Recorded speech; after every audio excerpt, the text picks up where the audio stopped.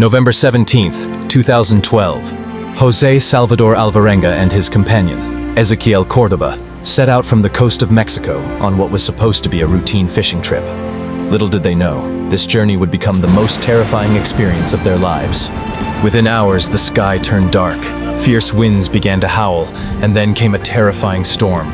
Towering waves crashed against their small boat like walls of water. Desperately, they tried to steer and hold on, but against the sheer force of nature, they were utterly powerless. When the storm finally passed, their greatest lifeline, the boat's engine, had failed permanently. Now they were drifting helplessly at the mercy of the ocean. With each passing moment, they were pulled deeper into isolation and danger. Hunger was one thing, but the agony of thirst was unbearable. The scorching sun during the day and the freezing cold at night drained their strength.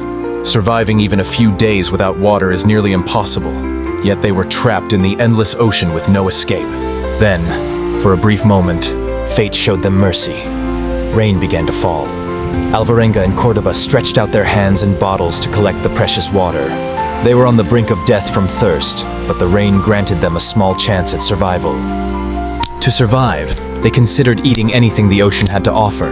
Fish, turtles, and even birds. They were forced to eat everything raw, as they had no fire and no other means to cook their food. But not everyone can endure such a brutal ordeal. Ezequiel Cordoba's condition worsened with each passing day.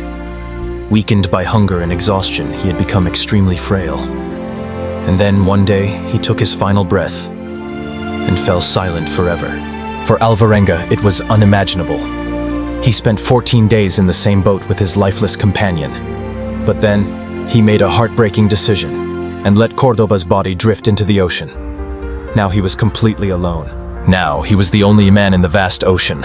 Loneliness, hunger, thirst, and despair attacked him from all sides. But one thing kept him alive, the will to survive. After 439 days, a miracle happened. On January 30th, 2014, Alvarenga's boat washed ashore on the Marshall Islands. A journey spanning 6,700 miles had finally come to an end. The local fishermen on the shore saw a weak, skeletal figure. He could barely walk, but he was alive. They immediately offered him water and food. When he arrived at the hospital, the doctors were shocked. How could a man who had spent 439 days at sea still be alive?